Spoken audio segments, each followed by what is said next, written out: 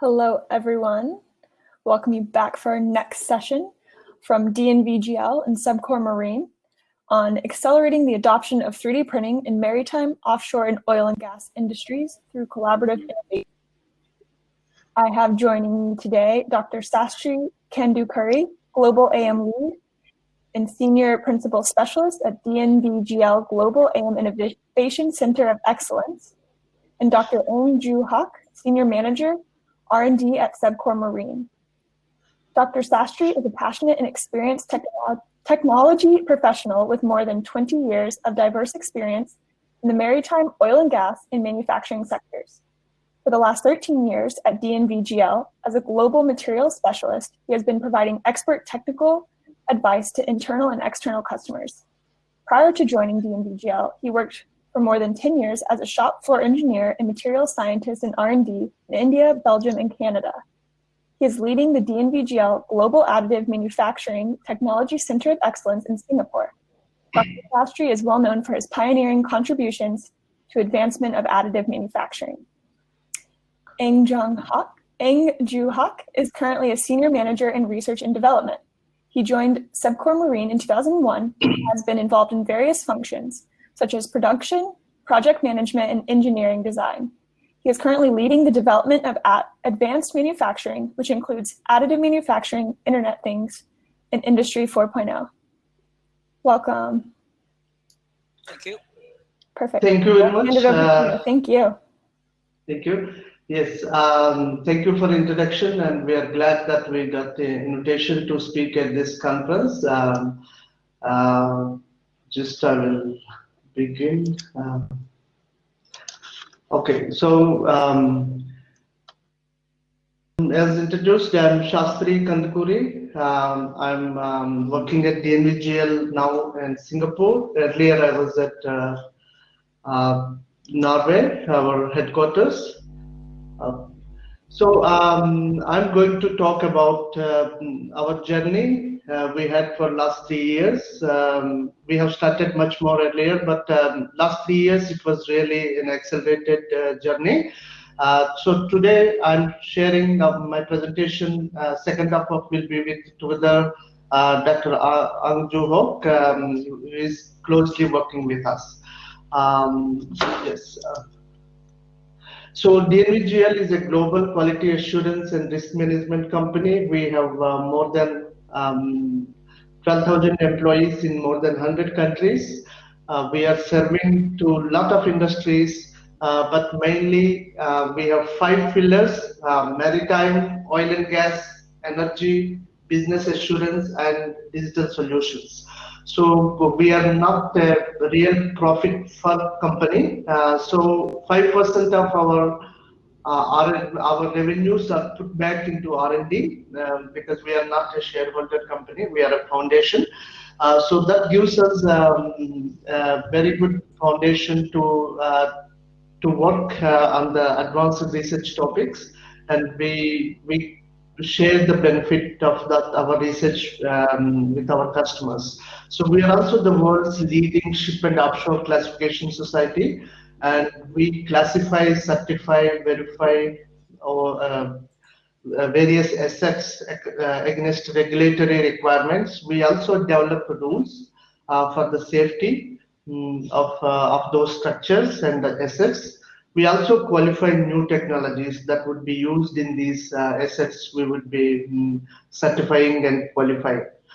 So today, I'm going to talk about, in general, what is the status of 3D printing in marine and offshore oil and gas sectors.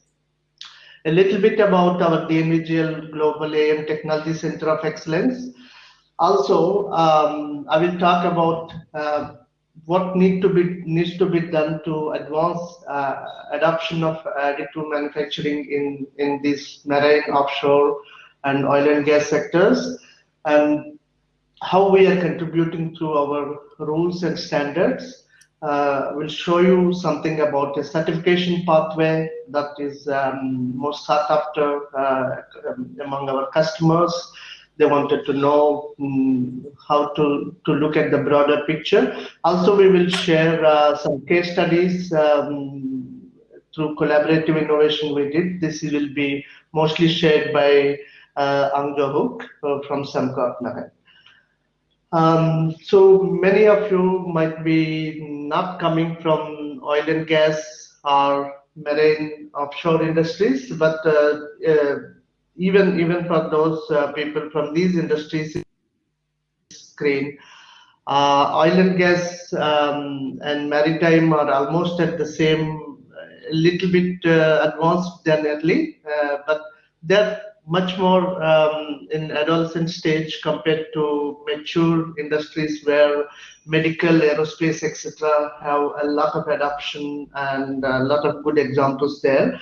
So there is partly the reason is because the oil and gas marine assets are very large, needs millions of hours of efforts. It's say that the size or complexity, these are very complex and it takes time. And one more very important challenge for additive manufacturing in these industries is operationalizing of these parts. It is not just a technical concern, but also a safety concern and also a regulatory concern. So there are many regulations, and we are also a regulatory body on a technical front. We write rules for safety, and all those companies that adopt these technologies, they must show the compliance like any other technology. So to either to our standards, ASTM, API, ASME, etc.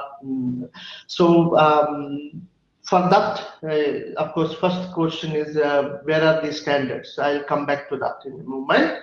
Even for non-critical applications where there is no need to show a regulatory compliance, but still these AM parts need some form of assurance. And what is that assurance?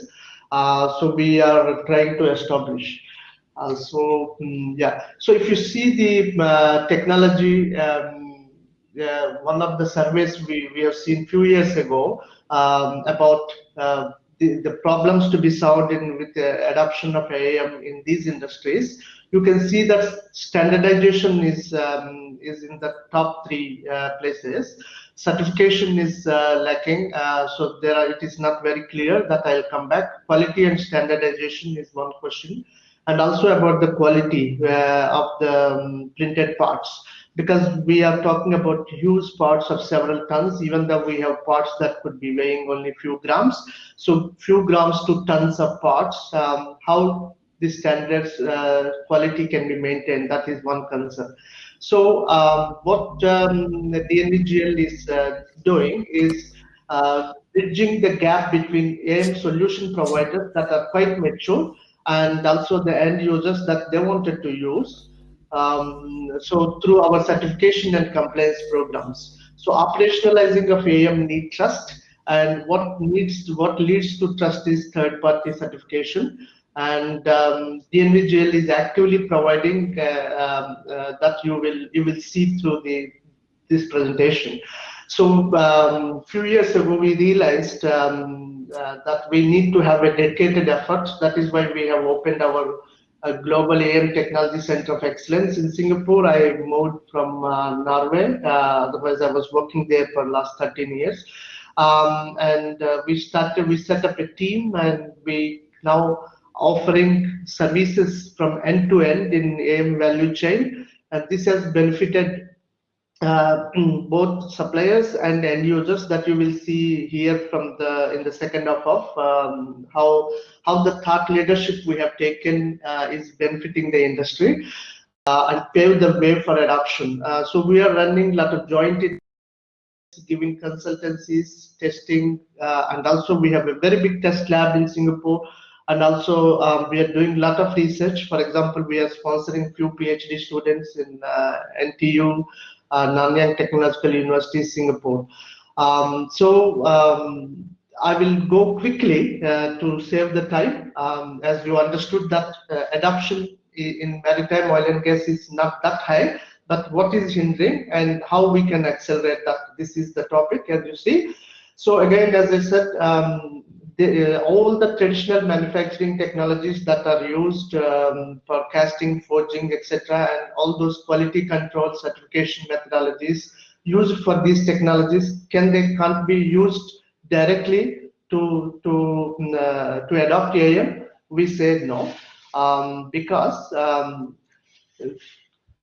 AM is completely different in a way that traditional manufacturing is more tuned production, whereas one part is made hundreds and thousands of times, whereas AM you would see thousands of parts are only made once or twice, for example for spare parts. So then part by part certification would be costly and time consuming, and how the industry should deal with this, because traditional way you can sacrifice a lot of components when you are producing hundreds of components, but every time produce few components and certify one part would not be sustainable. So DNVGL is completely laying a new foundation and new thoughts by bringing R&D and innovation and passing that benefit to manufacturers, design IP holders, and end users. We are making rules, standards, and then we are working with end users and manufacturers for working with them to help them to have specifications and procedures in place so the compliance can be shown. So as you see here, we have developed a lot of rules and guidelines compared to, ASTM is there, but our rules are very prescriptive and very specific to our industries. And you see that we have made rules for qualification and certification processes for end users, also purely to qualify vendors and pure manufacturers, also the feedstock suppliers like powders and also wire manufacturers. We are also just bringing another standard next month on quality management for oil and gas industries. So so just simply supplying the standards won't be enough. We see that the application of these standards should be there, and we are helping the industries how they can use these standards and produce parts and get it certified. So we have shown a certification pathway in these standards. I will not go through everything of it, but as you see here, one can see that either as a material or a component need to be certified. Whether it is a OEM part, a design involvement is there, then they have to go for a design approval. If there is no design approval required, these parts mostly should come from an approved manufacturer if it is critical part. So there is a path is set, and who is regularly working with us understand this, and they appreciate that this is there.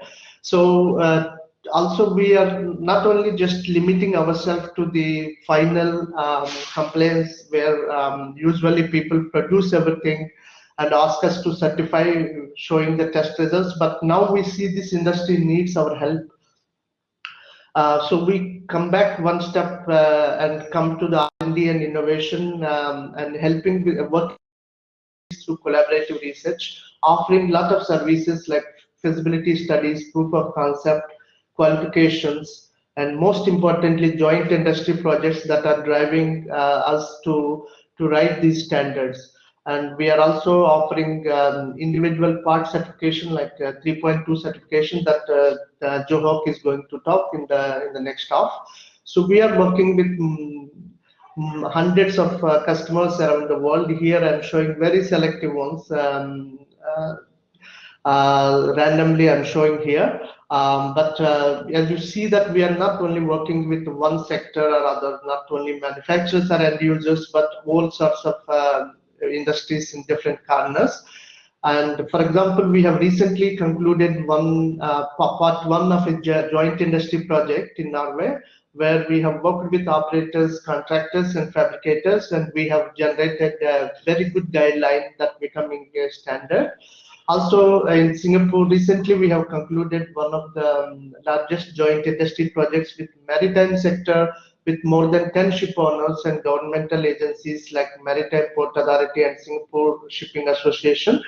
Sembcorp is also there, and we have looked into 1 million spare parts and looked into a data of last 3 years procurement data those parts procurement, and we have shown the economic and technical feasibility of, for example, we have shortlisted 100 parts to start with.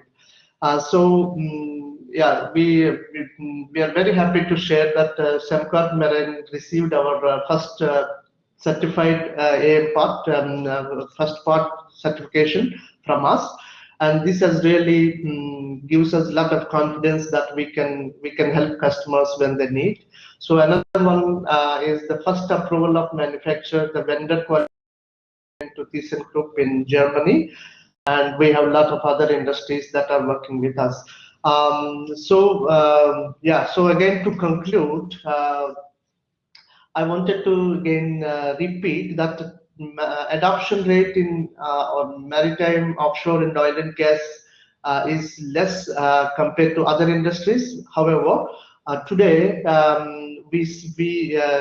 companies like DNVGL are working with supplying standards and offering services based on standards. So standardization is the key that is driving.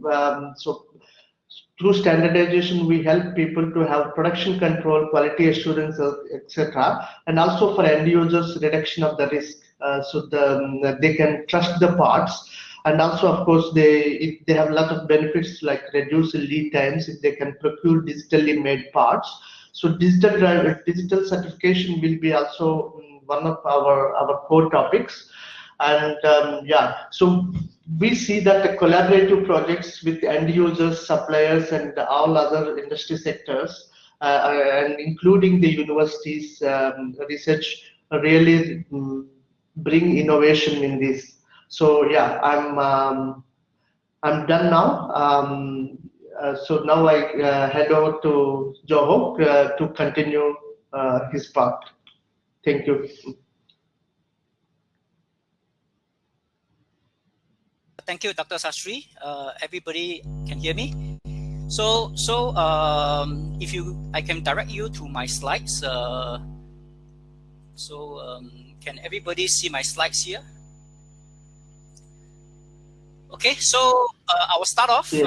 Thanks, Dr. Sastry, once again.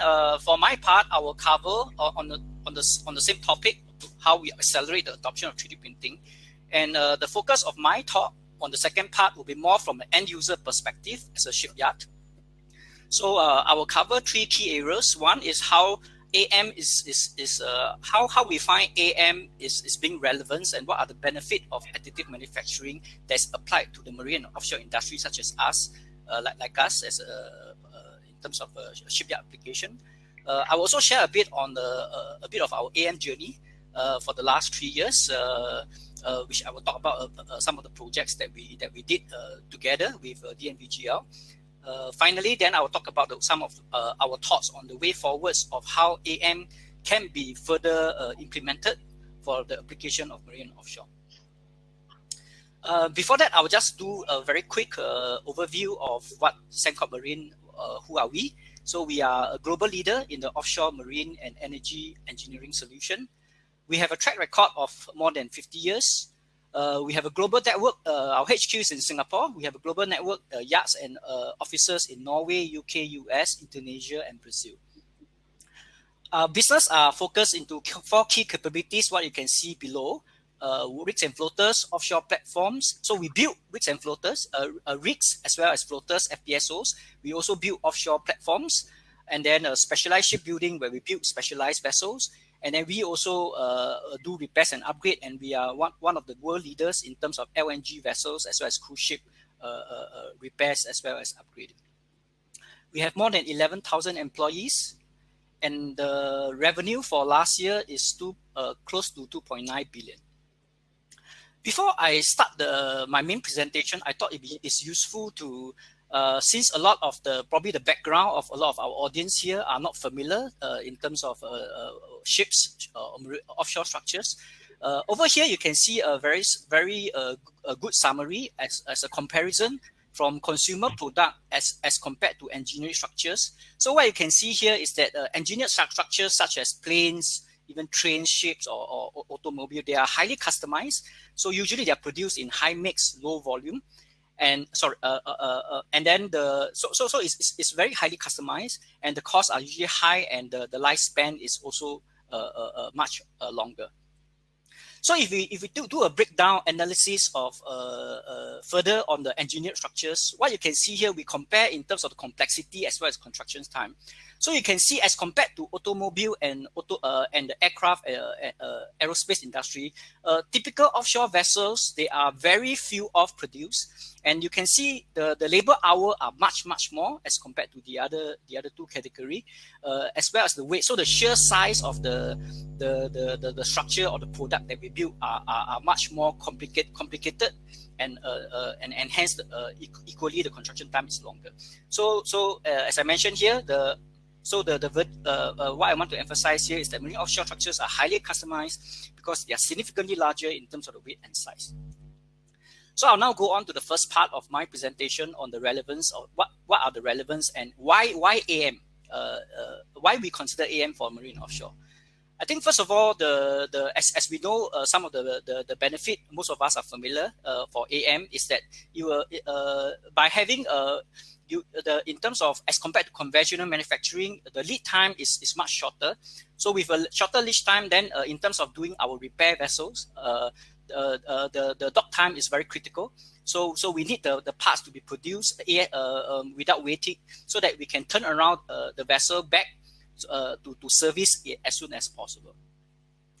Then, of course, the benefit of AM, as all of us know, production on demand. So with that, we can that enable us to keep lesser spares, so which will then hence reduce the logistic costs.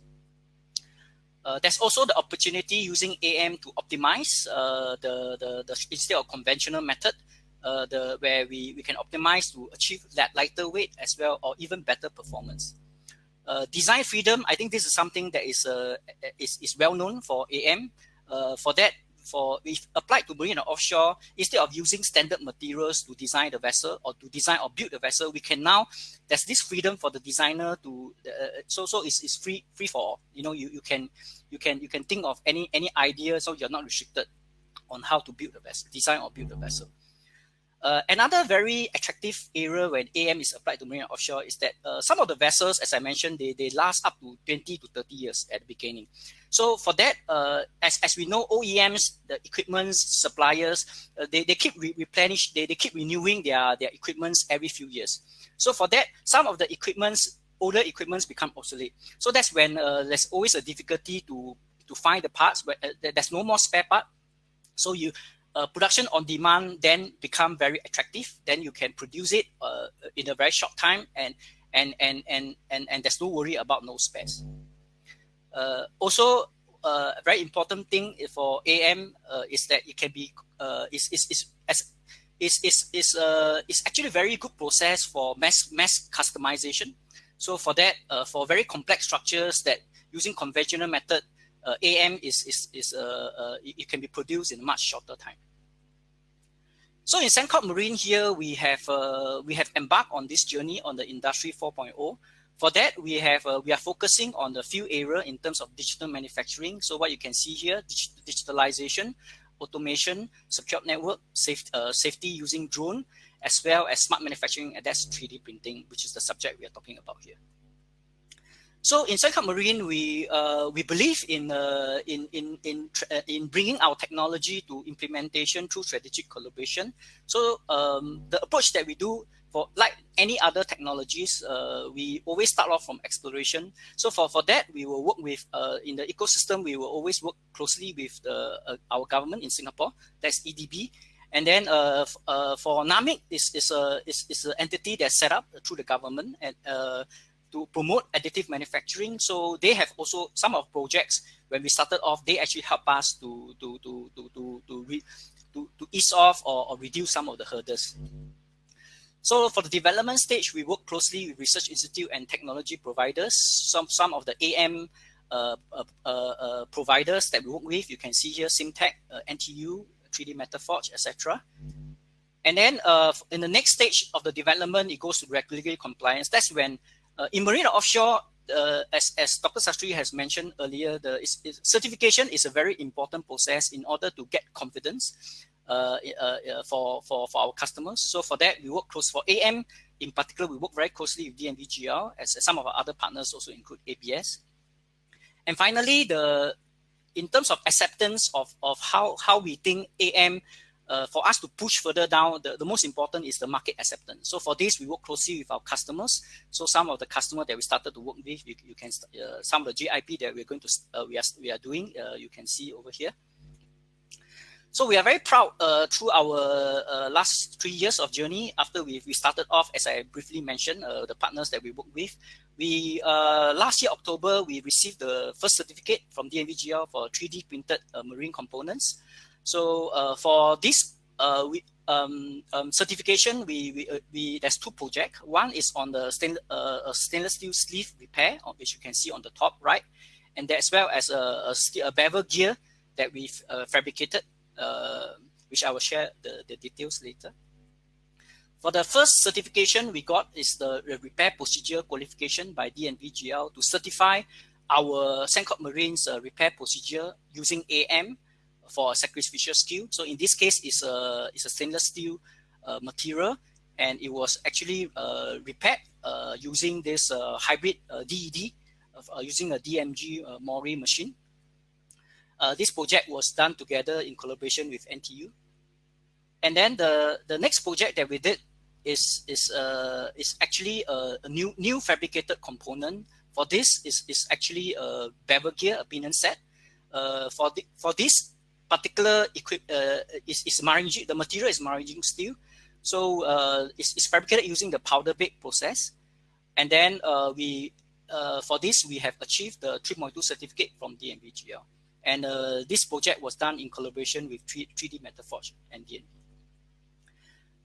Another area a project, very interesting project that we did beyond just marine component, we actually look at large structure of marine and offshore. So what you can see here is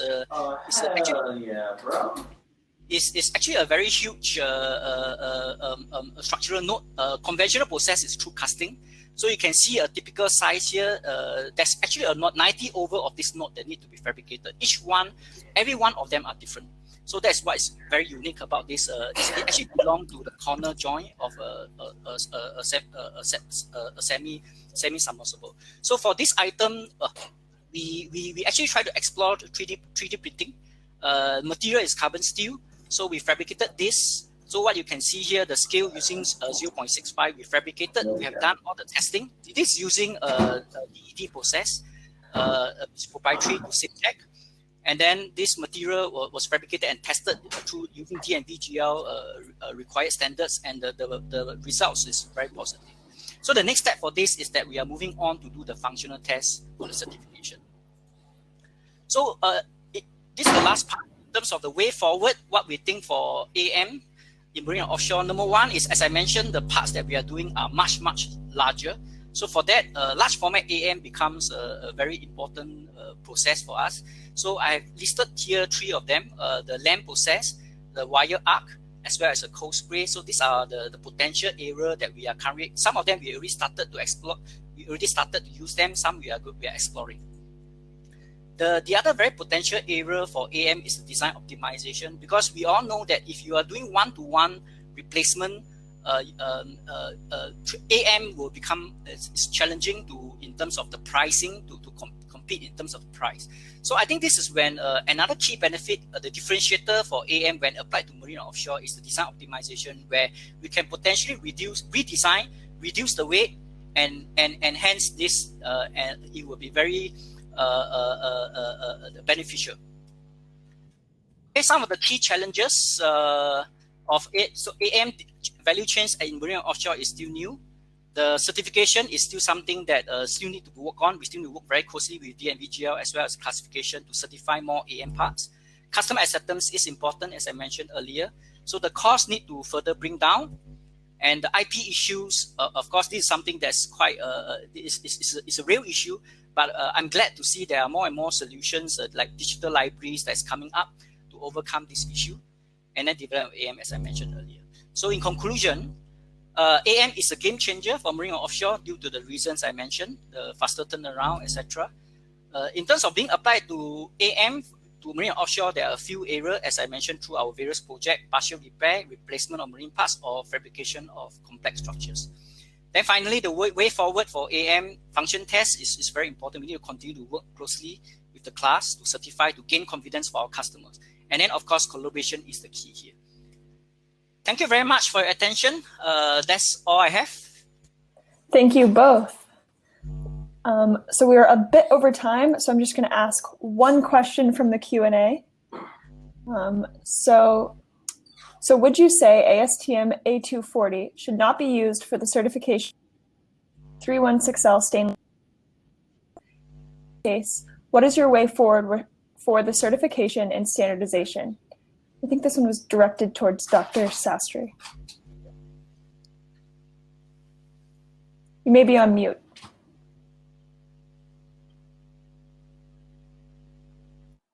Dr. Sastry, you may be on mute.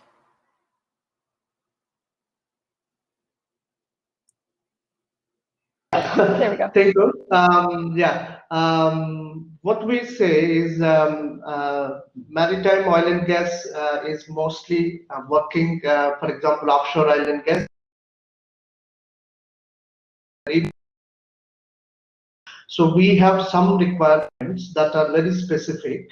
So they are on top of ASTM, whereas ASTM is sometimes can be open standard. Some of the requirements could be optional, whereas in maritime oil and gas, we know the field and we know the environment. So some are prescriptive. So we suggest, of course, they have to use that as a baseline, ASTM. We also use ASTM as a reference in most of our standards. But then on top of that, we give more requirements. Yeah. Oh. Thank you so much to both of you. Thanks for joining us.